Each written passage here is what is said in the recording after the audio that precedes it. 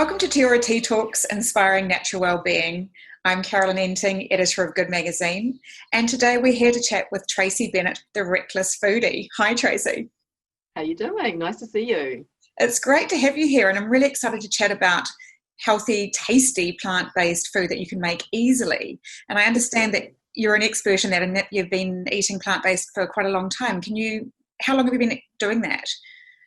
Yes, plant-based food that is easy to put together and that tastes delicious. That's my absolute passion. And I have been eating plant-based for probably now since I was 16 and fully plant-based for the last 15, 20 years. So when I was 16, I chose to give up red meat, and that was the beginning of my journey. Yeah. And why did you choose that? Well, it was interesting. I was in a classic family of that era, where meat and three veg was the order of the day. And my mum had us very young, and she went out and got herself a job and got a career a little bit later. And when we were teenagers, and that's kind of when I made this decision, my dad, who was a builder, would come home at 4 o'clock and make the dinner. And it was always basically meat and three veg. So it was basically chops, sausages, steak, schnitzel, corned beef, and then mashed potatoes and triple mix. That was the classic.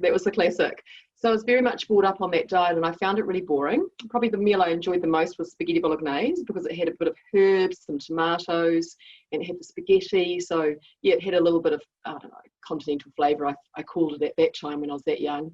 I think I just really liked flavours from other countries. I really enjoy all sorts of flavours now from all around the globe. And so that started at a young age, and I found our New Zealand way of eating really quite boring. I never ate a steak. I didn't enjoy people would love a steak, but for me, I just didn't even enjoy the texture of the meat. So I sort of reluctantly ate the meat because that's what I'd been fed. Mum was great earlier on when she was doing all the cooking, because she did a lot of salads, and our classic treats on the weekends were things like macaroni and cheese, frankfurters, very, very Kiwi fodder, actually. And Mum didn't bake a lot because she thought that was healthy, which of course all the mums at that time thought that, if you don't bake a lot, you're doing good for your family. Eat a lot of salads, you're doing good for your family. And we ate a lot of cheese. And back then, that was considered a really good food and quite healthy. Which of course, things have evolved now, and too much cheese is not a great thing at all. So, yeah. It's amazing how it evolves, isn't it? And now how more and more people are also turning to plant-based for different reasons, like the environment. Absolutely. And I don't know if you've seen David Attenborough's recent documentary film called A Life on Our Planet. And I'm super keen to see it. It's fantastic. I think everyone should see it. And he points out, that in the wild, there are very few predators that actually feed on meat, and there are 100 species for these very few predators in the Serengeti, for example, and that we've all sort of turned into mass predators, and the world just can't sustain that many predators because it needs vast amounts of land to sustain growing animals to eat them. Yeah, so we could actually. It just wasn't how it was. Yeah, it wasn't how it was way back then. No, exactly. And so we were all sort of rethinking how we're doing things, and it's vital if we're going to actually combat global warming. We could actually reclaim half that land back that we're using now for animals, just with plant-based eating. So that's another great reason to eat plant-based. But a lot of people find it really hard. They get stuck. And I guess I tried to do vegetarian or vegan about a year or so ago, and I kind of ended up putting on weight. I got a bit bored because I did it all wrong, and I started just eating lots of carbs, easy stuff. I was busy and I wasn't organised. And I'm now mostly plant-based, and we can talk about what I'm doing now later. But I want to hear your advice for people who, they're sort of stuck with they're used to doing the salad with the protein, the veggies with the protein. We're talking meat protein here. So how do you have an interesting plant-based diet? And oh, yes. Well, I think the key thing with the plant-based diet is, and what's wonderful about it is a plant-based diet is super, super good for longevity and health, as well as the planet and the animals, of course. So my main drivers are for health and longevity, and then, of course, the planet. It's so important to be heading down in that direction now, globally as well. So when I talk about a plant-based diet, it's very much all about having loads of fruit, loads of veggies, nuts, seeds, whole grains and legumes. And being Kiwi, a lot of us don't know what legumes are. What is a whole grain diet? What does that even mean? Because we're used to living on a farm and we've been brought up with lots of meat and dairy, and again, coming from that meat and 3 veg sort of approach to eating.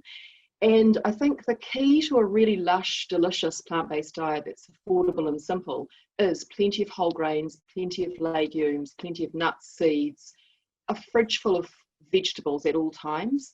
Ideally have a garden on the go, and even, you know, you can start simple with that and just have some greens that grow really easily in your garden. So you can have herbs and greens, and then, you know, get more adventurous with tomatoes, beans, capsicums and things like that over summer. But I don't like to make it difficult for people. So even at the beginning of your plant-based journey, if you don't have a garden, it's completely fine. Just have a really abundant array of fruit and veggies available in your fridge at all times. All the colours of the rainbow, eat the rainbow, and plenty of lush salad greens and dark and light salad greens is the way to go. And I think people worry a lot about carbs these days. And, you know, with a plant-based whole food diet, you're just getting the right amount of everything. So we just eat whole grains. We don't eat white rice. We don't eat white pasta. We just eat brown rice, quinoa, millet, things like that. And quinoa and millet even are seeds. They're not even a grain, but they're an amazing seed that are high protein, and they cook up beautifully to act like a grain. So that's really awesome. There's also other grains we're discovering, or seeds that act like grains, like sorghum. And that's just like Israeli couscous, only wheat-free. So when you get into the plant-based diet, you discover all these wonderful things that you can work with and use. But my first bits of advice are always having whole grains available. So probably brown rice and quinoa are what I'd start with. And always having a lush array of vegetables in your fridge and fruit on your table. And if you've got those and you've got a bunch of nuts and seeds, you're in a good place to begin your plant-based journey. And I think a lot of people, when they go vegetarian or they go part plant-based, they don't really know about the combinations of nuts, seeds, whole grains and legumes, and how important those are to get all of the vitamins and minerals that you need in a plant-based diet. So, you know, it's super important to have that variety in your diet so that you ensure that, and don't be concerned that you're getting all the things that you need and you're getting the protein that you need. There's a real myth out there about how much protein you need as well. We only really need about 15% of our daily intake of protein. And there's a real myth that it needs to be a whole lot higher than that, and it's just not the case. So, you know, your legumes, your beans, your chickpeas, your lentils, your nuts, your seeds, your quinoa, your millet, all of those things are all rich in protein. So that's amazing. Great. So that'll fill you up then. You won't be starving. Absolutely. Because you don't want to just have a light salad that doesn't feel very substantial and then feel really hungry half an hour later. You know, I think people get really bugged by that as well. But, you know, if you know how to mix it up, you can work it really well so that you've got that element of grain in there to keep that slow burning fuel happening. And, you know, oats are really good for that too, for like a beautiful breakfast. A soaked muesli for breakfast is a wonderful way to get that slow burning fuel happening throughout the morning and keep you going till lunchtime with this nourishment. Yeah. I guess that's where I must have gone wrong. I was, you know, not eating too light and not knowing how to combine interesting meals, and then, you know, grabbing bread really. So yes, absolutely. Yeah. It's like, oh, well, I'm eating plant-based, I'm eating bread. So, but how do you make the meals tasty? Because, I mean, if I was, you know, 6 months ago before I started getting Kai Box, which is a food delivery system. Nice. It comes to you, and so it's great because they come with really great, easy recipes, and you can follow them. And what I found is I use a lot of spices and things. And before I started using Kai Box, someone could have given me a bunch of lentils. I wouldn't have known how to cook them, what to do with them. Exactly. And I mean, it's funny you should say that because I teach cooking classes, and I did one the Friday before last, and these wonderful women that came, and we had such a great day together in my kitchen, and they all said, I bought out the ingredients for the foods we were making, because we do about 3 main meals on that day and a beautiful dessert. And I bought out all these foods, and I went through all of the things you need for your plant-based pantry. And they said, oh, you've got that, just don't know what to do with it. Got that, just don't know what to do with it. Got that. So they had a cupboard full of the things that they needed. So their intention was there, but they just needed the confidence and the inspiration to know how to throw together something really delicious with that. So I find that I do a lot of hot pots, a lot of curries, a lot of dals, you know, Thai curry, beautiful Indian curries, gorgeous smooth dals with lentils. lovely Mexican beans with lots of different beans. We use the different red kidney, the cannellini, the black beans. You can use those all separately and individually. I mean, there's a plethora of things you can make once you have the recipes and the tools, and you know how to work with the bases, like the tomatoes as a base, the curry paste, the coconut cream or the coconut milk as a base, and then combine those with your grain. But also, I can't rave enough about fresh herbs. I really can't rave enough about fresh herbs. So coriander, not everyone loves coriander. Did you know that some people have a gene where they have a gene and coriander tastes like soap to them? For someone like me, I'm like, oh, what do you mean? How can coriander taste like soap? But for some people, it really is quite unpleasant. And for others, they love it. They just can't get enough of it. So coriander, basil, fresh parsley, and then once you get outside of those, Italian parsley, you can go into your rosemaries, your thyme, your oregano. So my herb garden, thanks to my mum's helped me with my garden immensely, and I've just got this epic herb garden now. But 5 years ago I didn't, it's been a process and it's been baby steps. Before I used to just, 5 years ago I would just have some greens on the go and maybe a bit of basil and parsley. Could never grow coriander. I've worked out how to do that now.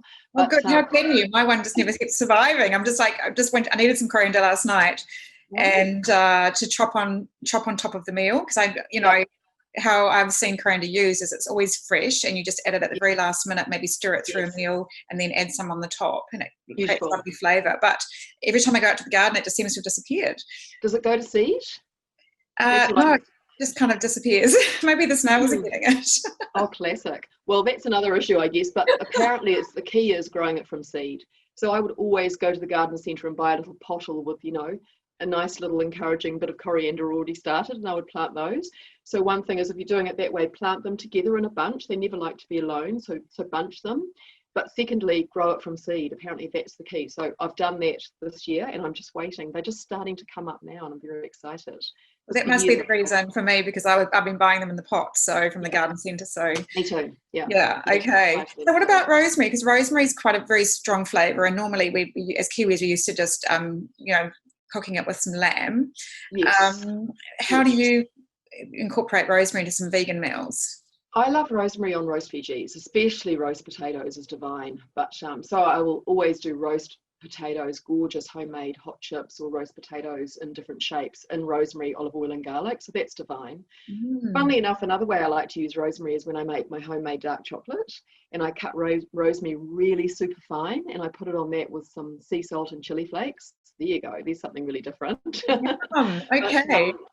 But rosemary chopped super, super fine is really nice in a salad. So don't be shy about using all sorts of different herbs in a gorgeous fresh salad, and then just going in with all of your different herbs. So like a really lush herbal salad can be really, really beautiful. Loads and loads of mixed salad greens with a bunch of different herbs. I learned that when I went down to Jason, my husband's mum's. She just had such an incredible garden, and she would just go out and pick all of the herbs you can imagine, and we'd feed them through the salad, and it was just sensational. Yeah.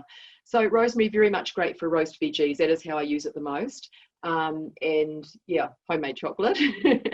But plenty of other ways to use rosemary too. Italian dishes are gorgeous with rosemary, but I probably favour basil a lot for my Italian. Just fresh basil is really, really beautiful in salads and through Italian hot pots and as a garnish. So probably the herbs I use the most are basil, coriander, Italian parsley, and fresh parsley.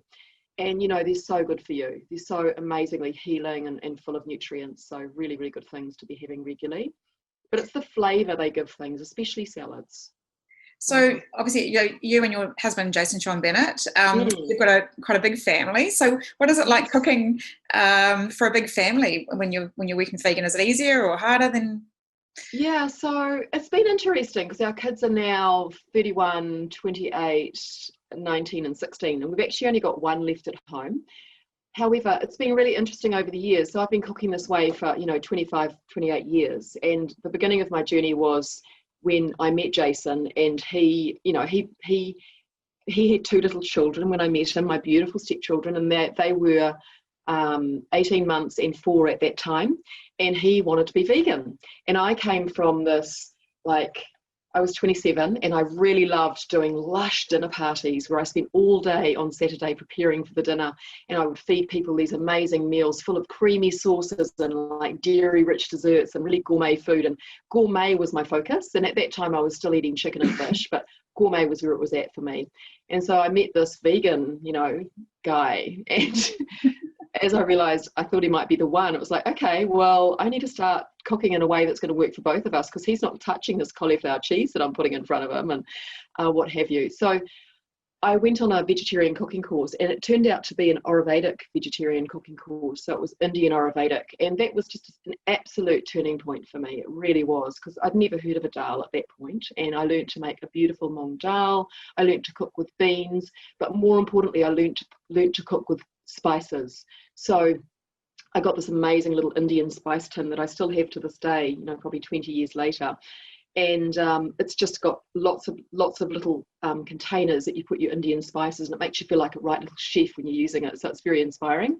And it's got things like ground coriander, ground cumin, ground turmeric, curry powder, mustard seeds, cumin seeds, and coriander seeds. That's what's in it. And I use those all the time.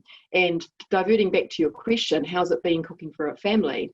Once I learned that I could flavour up my foods with all of these beautiful herbs and spices, and not only do they taste great, they're so good for us. They're good for our digestion, they're good for our hormones, they're good for so much. They warm the body. The ginger is so warming. So I learned to really use a lot of garlic, ginger, chili flakes, and then the fresh herbs as well as that. So once I kind of had that in my repertoire, I then started cooking really delicious foods for the kids, like homemade nachos and Mexican beans with soft tacos and really delicious but simple curries. So chickpea and potato and spinach curry, things like that. The kids loved it. They loved it with the brown rice. They would gobble it up. And simple meals like tofu. So Jason introduced me to tofu. I hadn't eaten tofu before I met Jason, bless him. And, I was very kind of like this about tofu, to be honest. I thought it was boring, and I might have tried it and had a bad experience with it or something 25 years ago. But he made me realize that it's all about how you flavor it. So tofu is an incredible protein source. And some people are a little bit scared of soy, but essentially if you eat organic soy beans that have been processed in the right way, it's an absolute superfood. And there are a number of companies in New Zealand that do that with our soy products. So they use organic soybeans and they turn them into these beautiful products, tofu, tempeh, and of course tamari, miso. They all come from the soybean as well, and they're all just incredibly nutrient rich superfoods. And so once I learned about tofu, that became a weekly staple meal in our household, where we just have delicious fried or baked tofu with tamari, garlic, ginger, olive oil, really sumptuous, juicy chunks of tofu done in the oven on a bed of brown rice with a really lush salad on top, And now, of course, we've got the Buddha bowl. So the Buddha bowl's come into its own in the last sort of 5 years. And so I always make a Buddha bowl now. And it's really lovely because the family or whoever's here can just throw whatever it is that they want into their Buddha bowl. And likewise, we used to do that with tacos, with wraps, where I just put out a whole lot of delicious veggies and salads to go with whether it would be tofu or a beautiful bean mix or maybe a chickpea mix, and then that would go into the taco or the wrap or the meal, and the children would really, really feel quite empowered choosing what they want to eat. Another trick for mums out there is, when my kids were little, I would make veggie faces. So I think it's really, really important when you're eating this way that you model the way you want to eat and the way you would like your kids to eat. So modeling is exceptionally important. So if your kids see you eating lots and lots of veggies and really enjoying them and really enjoying yummy food, they're also going to naturally want to eat that food. And so with the children, I did these veggie faces. We would put a plate down, and I'd always have, sort of 8 to 10 different vegetables in the fridge, whether it be capsicums, cucumbers, celery, snow peas, different lettuces, what else? Carrots, all the things, broccoli, cauliflower, whatever's in season, I would have it. And I would bring it all out and say to the kids, okay, and then I'd put out 8 and I'd say, you choose 5 and you make a veggie face with it. So then they'd make these veggie faces, or tomatoes, let's not forget the tomato. So, might have capsicum ears, a tomato mouth, a carrot nose, Eyes might be slices of cucumber. You might put some bean sprouts on for the hair. And before you know it, you're having fun with food, right? And the kids forget that they're eating boring veggies and they're having fun with food. So broccoli trees, making soups during the winter with broccoli and calling it Goblin Soup, like green, incredible, lush green soups. I mean, they're super delicious, but made with spinach, broccoli, peas, celery, leeks, all really green. And it turns out to be this magnificent bowl of green, soup. And the kids, love it if it's called Goblin Soup. Or, I mean, some boys, want to even get more grovelly and call it slime soup or whatever. But, you find your thing. And same with green smoothies, just calling them fun names. It works really, really well with children. So for me, one of our kids was particularly fussy, and our daughter, we've got 3 boys and a daughter, and our daughter was particularly fussy, and she was really attracted to the white rice and the white bread. With her, I would never, ever be interested in cooking more than one meal. I refused. I had 4, at one stage I had 2 teenagers and 2 toddlers. It was a really busy life and a busy household. And I was no way I was going to cook 2 meals. So I would basically cook the grain, so the rice or the rice and quinoa. And then I would cook whatever it was that we were eating. So the beans, the chickpeas, the lentils, or the tofu, I'd have that, and then I'd have the salad. And so if the kids, I didn't want to have, like some of them would complain about onion bits and things like that in a meal. So if they didn't want to have that, I would just give them like a tin of organic, beautiful chickpeas on the side, and they could have the plain chickpeas or the plain lentils. You don't have to get precious with your kids. What you need to do is feed them nutrition. It's super important that they get what they need. So they would have the salad, they would have the rice, and they would have some plain chickpeas, and we would still have a beautiful chickpea curry, or we might have a Moroccan chickpea, or we'd have Mexican beans. And if they didn't like the flavour in the Mexican beans, I'd just give them plain beans on the side. So there were all these tricks that I discovered. Being a mum of 4, you sort of discover quite a lot along the way, and your kids all have quite different tastes as well. And how does your daughter respond to that? Because I know, for example, my niece, she just won't eat brown bread. She'll only eat white bread. You put brown bread in front of her, she'll just flatly refuse. Right, interesting. So the first thing I would do is not have white bread in the house.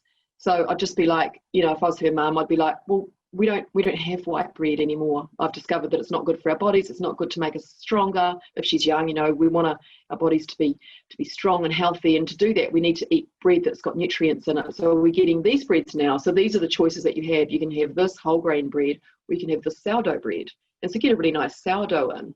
So for me, it's all about, in those situations, and I did have them, I would eliminate the food from the house. I would eliminate it from the pantry, and I would set myself up for success with choices that I was happy with giving my kids.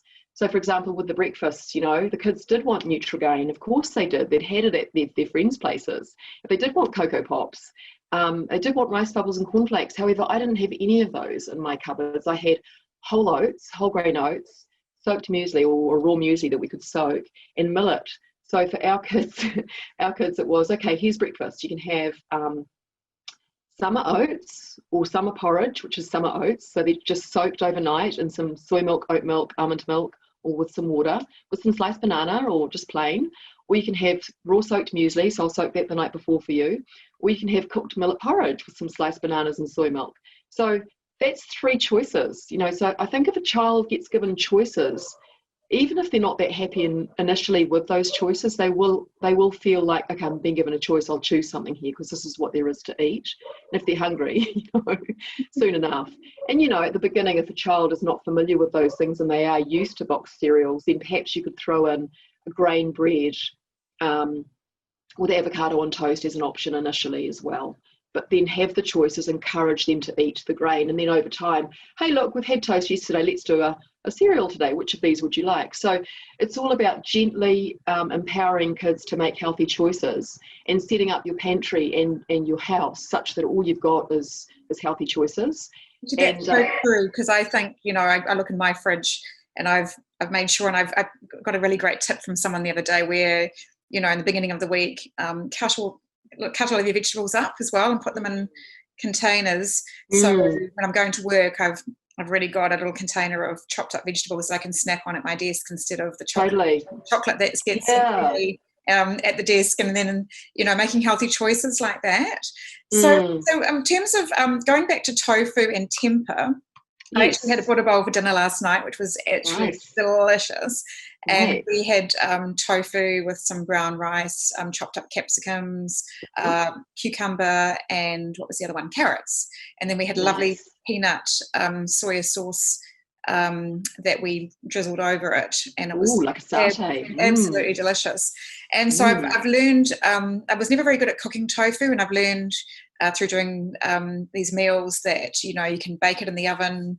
After you've marinated it, you can marinate it and then fry it. You can sort of dip it in rice flour, and so it gets nice and sort of crispy brown. And you're doing well. You're doing well with your tofu. So I'm loving tofu now, and I just really look forward to it. But tempeh, I'm just having terrible issues with tempeh. Like I sort of, you just sort of made me marinate it for 10 minutes or something, and chop it up finely and fry it or bake it. And I just find the texture is so rubbery.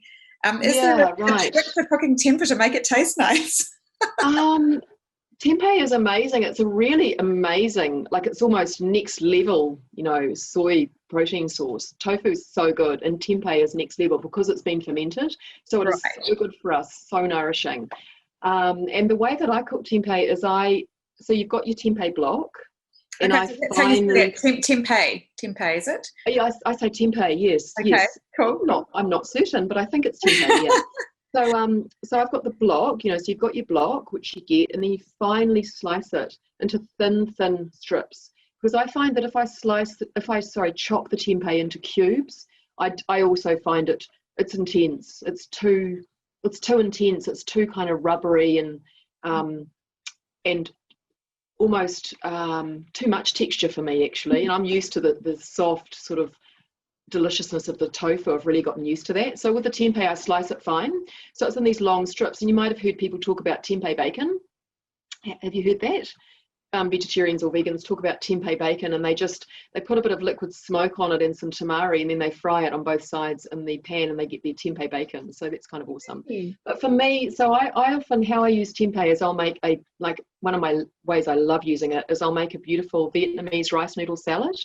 And so I'll use rice noodles, I'll use heaps of beautiful coloured sliced fresh vegetables, and I make a beautiful tamari, garlic, ginger, like the classic Vietnamese fish sauce, but without the fish. So mine's tamari. Tamari is what I use as a replacement for fish sauce. And it's a beautiful dressing, lashings of coriander. And then I have tempeh that I fry. You can do it in the oven, but I must admit I prefer tempeh fried. So you can bake it, but you just can't bake it for too long. Otherwise, it does get a bit too leathery. So you just got to not bake it for too long. So what I recommend is marinating it in tamari, or tamari, ginger and garlic, or tamari, a little bit of maple syrup, and tamari maple. So it's like a maple tempeh. My favourite way to make tempeh, honestly, is and I don't often get to marinating it. So I'll often just slice it up, pop her in the pan in some olive oil, light olive oil, or maybe a grapeseed for a high smoke point if you want to do it, but you can do it on medium. So I use light olive oil or a grapeseed, and just pop it in the pan and fry it for 3 minutes or so on each side. And I literally drizzle the tamari on it in the pan. So it's got that gorgeous tamari flavour. So I drizzle it on each piece. I just drizzle it over, drizzle again. And it comes out just gorgeous. And that's because it's nutty. It's got the umami, savoury flavour from the tamari. It's not too intense for the chewability, etc., because it's these nice slivers. And so I have this amazing rice noodle salad with these awesome slivers of tempeh all over it. And it's really delicious. So that's one way I'd recommend. There's a lot of tempeh curry recipes that you can do as well. I just encourage you to cut the tempeh quite small for those and not go too big. And another thing I love using tempeh for is Bolognese sauce. Really amazing. Oh, how do you do that? So I just steam the tempeh. So often I'm making some rice for my son's lunch. So I might just, in the rice cooker, I make rice regularly, brown rice, for his lunch, so that he can mix it with a protein and some veggies, and he's done. That's his lunch for the day. And so I'll steam my tempeh at the same time, just for 10-15 minutes while the rice is cooking. It just needs to just gently steam, and it just cooks it through. So just put it in to the top of your rice cooker, or just steam it in a classic pot steamer, and then crumble it, and cook it as you would mince in a bolognese. So just crumble it. Have you heard of scrambled tofu? I have, yes. Have you tried tofu? Yeah, so scrambled tofu is absolutely gorgeous. So in a way, you're doing the same thing with your tempeh. You're scrambling it. You're just crumbling it and treating it like mince. So onions, garlic, tomato, like bolognese type sauce, herbs, a little bit of tamari, tomato paste, and get that tempeh in there with the onions and garlic and fry it off, and then add the sauces. And you've got this beautiful bolognese sauce. And I often put a little bit of crushed walnuts in there too. So tempeh and walnut bolognese. Oh, it's really good. Serve it with a bit of cashew parmesan or some walnut parmesan. Amazing. Next level plant-based. Yeah. Well, I've got some in the fridge that I've been sent, so I'm going to have to cook it up. So I think what I'll do definitely next time is I'll crumble it, because I haven't tried that.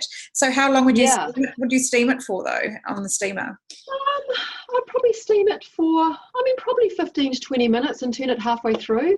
It just gives it a wee bit of a cook through, and it softens it off, and then you can crumble it more easily, and it just kind of crumbles quite nicely into that mincy texture. And what's quite nice is it does act a bit like the mince, in that you get some bits are bigger than others, and a bit like when you make a bolognese with the mince way back in my old life.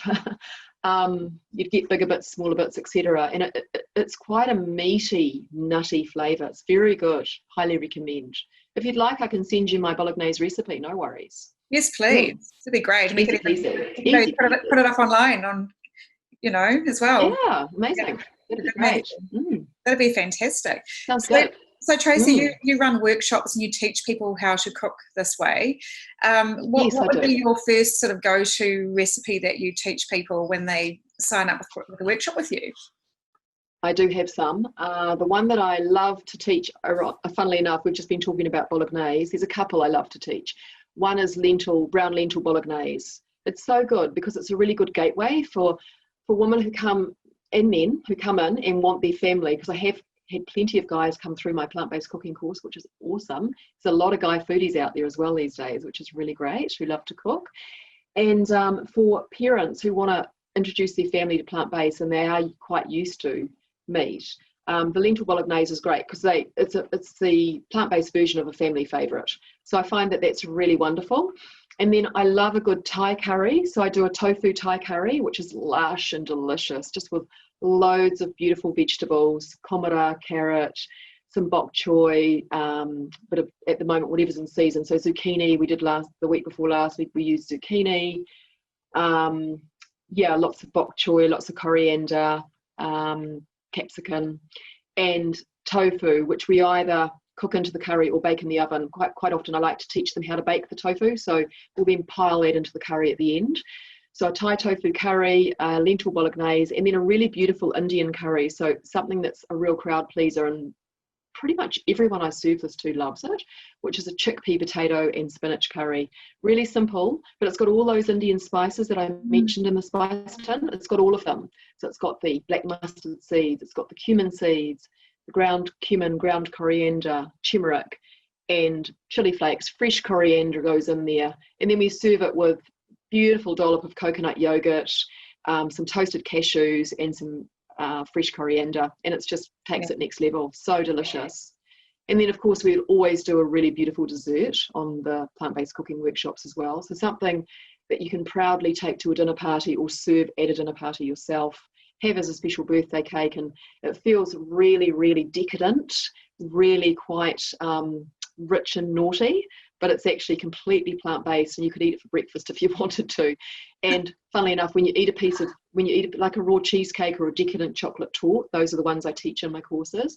And when you eat a piece of that, you can have another one without feeling just that heavy feeling that you would often feel after a dairy-laden dessert. These desserts, they're beautiful, they're delicious, and you can have another sliver, but they're quite rich as well, which makes them really decadent. And that's special for a special dessert. You want it to be decadent. You don't want it to feel like a health freak dessert. You want it to be, whoa, that is a chocolate party in my mouth. So yeah, that's what we teach. And of course, importantly on those, I was just going to say, nobody would know that it was a vegan cake necessarily. You can not present at it all. and go, Not hey, at this all. is beautiful cake, and everyone eats it, go, oh, this is amazing. Yeah. And that reminded me of a few years ago when Good Magazine was our birthday, and I approached several different bakeries in Auckland to create special birthday cakes for us, which they did, and we did a shoot with them. And they're amazing. And we did a lovely vegan cake. We did a fair trade chocolate cake. We did a gorgeous high sugar lemon cake. It was, and we took them all to work afterwards and shared them around. And everybody voted the vegan cake from Little Bird as being the best cake and the one that was the favourite, which really astounded me because I thought they'd all be going for the high sugary one. And I hadn't labelled any of them, so nobody knew where they were from. It was completely blind taste. And it just goes to show. Isn't that brilliant? Yeah. Because, we can use things like cashews, like coconut oil, extra virgin coconut oil, beautiful pure maple syrup. We can use these things, especially the cashews. They're really, really creamy. So they mimic rich, beautiful dairy foods beautifully for us when we want them to. So that's great. We have a lot at our fingertips that we can use to create that depth, that lushness, and that richness that we're wanting in a beautiful dessert. I mean, you might have heard of Aquafaba, which you can make meringues with now, which is the juice out of the tin of chickpeas, the brine out of a tin of chickpeas. You can literally whip it up and make amazing meringues with that. It's quite phenomenal. I had not heard that. Now, they mimic the egg white. Yeah.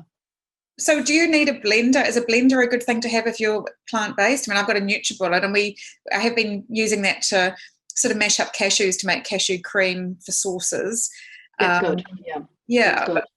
I do. So part of what I teach is also what do you need in your kitchen? And I must say that I think having a really good food processor is really important, as well as a good blender. Now, your blender might be your NutriBullet, especially if you're one or two in a home. That's going to make the sauces that you need. That's going to make your smoothies. I love my NutriBullet because it's low mess, right? It's low mess. That's why I like it. Yeah, me too. I love it. And I use it for grinding my nuts and seeds. I use it for making hummus. I use it for making green smoothies. And I don't use my stand-up blender that much these days, I must admit, because I've got my NutriBullet, but I would recommend a food processor. So whatever level you're at with your food processor, they go from low end to really high end. The Thermomix, you may have heard of it, which does everything. If you've got a Thermomix, you don't really need anything else. But you can just get a nice simple blender from, sale at Briscoe's for food processor from a sale at Briscoe's for a decent amount of money, and that will really serve you to make sauces, hummuses, bliss balls.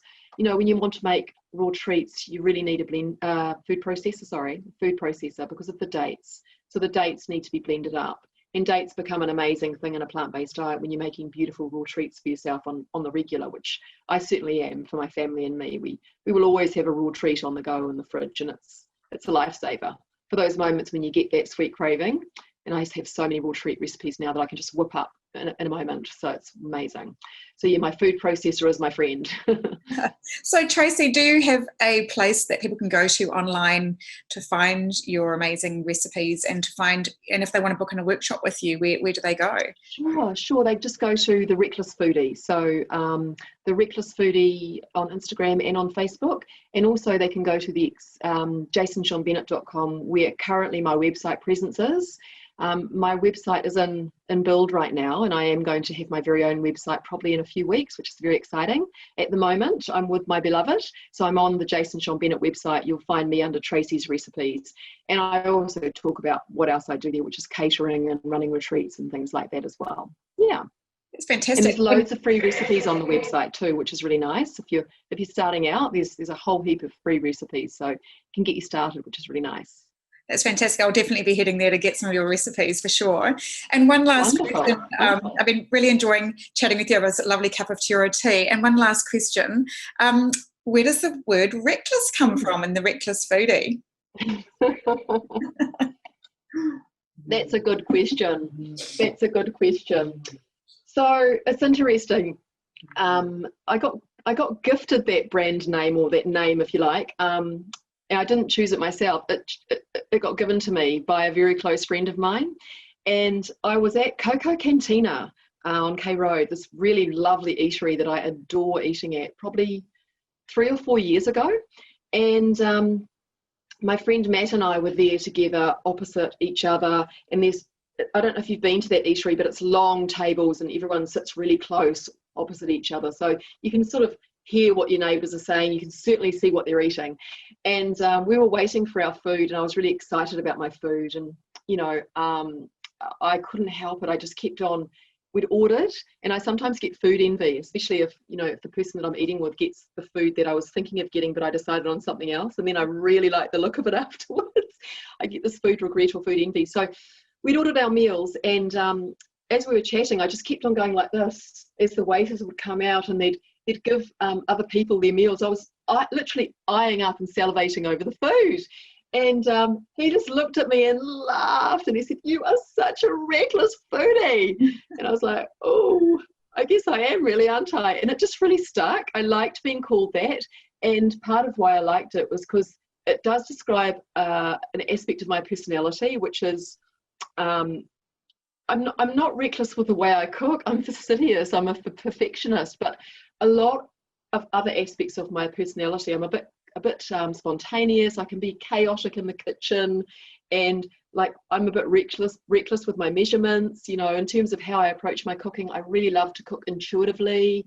So, and I do sometimes throw stuff around the kitchen, and it can be a bit of a mess when I've finished. So it kind of suited my personality, and it's really nice and liberating when I teach my cooking courses, because we have a laugh about how reckless I am, because I won't get my teaspoons out or my tablespoons out to measure. I'll just use the one that I've got, and I'll either put more or less, or, so it does seem to really, really suit me. So that's why I decided that I would be the reckless foodie. I would own it.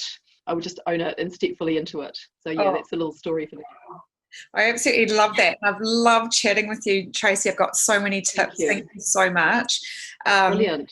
I've been on the plant-based journey now for a year, and just really, really enjoying it and discovering new flavors. And so speaking with people like you just helps sort of spread the word around how we can all enjoy, incorporating more plant-based meals into our lives, for better health for everybody, and including the planet. And yeah, the flavors have been phenomenal and really surprising for me. So I'm really loving this journey, and I'm definitely going to try your tempeh trick tonight with the crumbled bolognese. I think that's a really, really awesome idea. Amazing.